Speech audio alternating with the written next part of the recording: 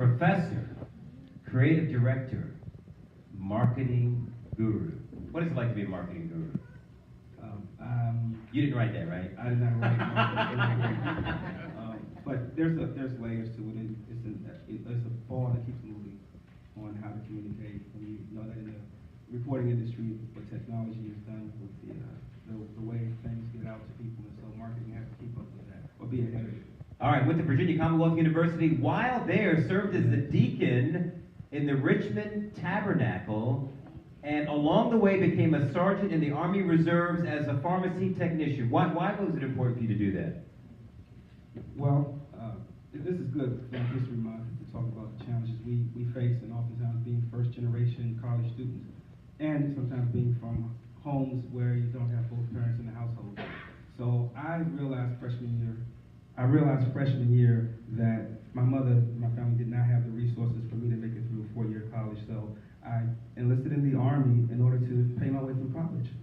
And thankful for that and the advice I got about going into the armed forces. And every step of the way to the young people I advise, it's wonderful saying, by the way, wonderful saying by the youth to take hold of the wisdom. And sometimes people have wisdom to give us. We just have to ask the right questions to get it from them.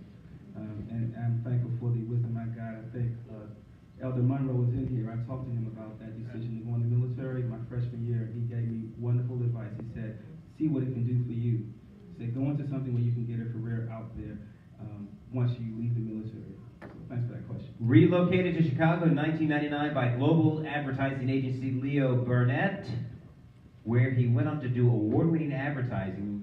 Recently helped launch 360 Marketing Strategies, a marketing firm based in Miami, as the executive creative director. Now, he's done commercials. You've done commercials for Toys R Us, McDonald's, Coca-Cola, Kellogg's, Toyota.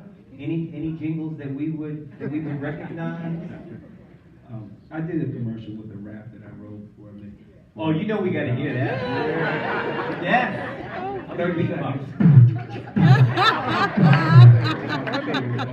Oh, gosh. The other team is nice but has no height. Throw mistakes, wanted me to go all night. I scored a game point. Now I'm the #1 ace. Drop my favorite face. Go to my favorite place. I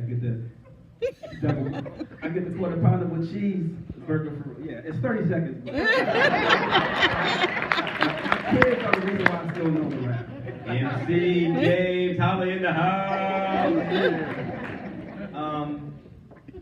You started a marketing firm called the Icebreakers to help small businesses with their branding and digital marketing. An editor for the Weekly Prophet. But listen to this. All of those different titles and honors and accolades.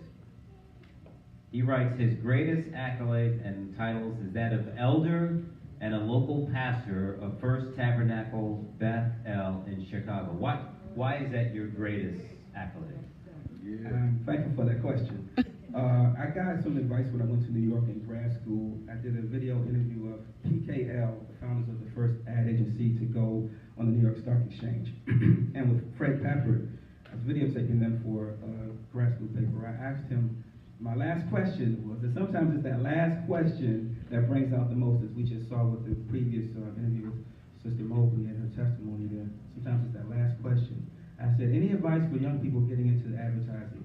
He paused, and he said, you're going to make a lot of money, you're going to go to great places, meet famous people, probably, and have a lot of fun, but then eventually you'll get out of advertising and do something meaningful with your life. Yes, and I asked that for advice for young people, but over time I realized that was for me. And it messed me up when he said that, because I spent all this money and time in graduate school to get into this industry. But he says you're going to do all of that and then do something meaningful with your life. And now I understand. Yeah.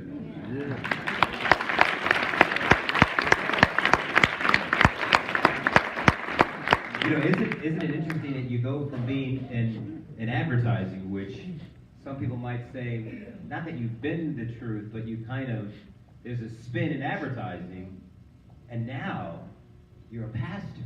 Yes. What a transition. The greatest story to sell. The greatest product to sell. That's right. And a wireless connection that was around before all of this. Yes, sir. Go ahead. Your greatest challenge and how you got through it? Wow. That's a hard one because there's so many challenges. And I think the greatest challenge is myself. Okay? All the other challenges are overcome as long as I believe in myself. So I think myself is the biggest challenge that I had. Probably in high school, I'd kind of given up because of a lot of stuff that went on. And that's a vulnerable, pivotal point, and I hopefully help our children with that point in life. So in high school, I think it was at a point where I was going to give up on myself. And a teacher made me do the English paper the right way instead of skating me through because I was a good football player. Nice.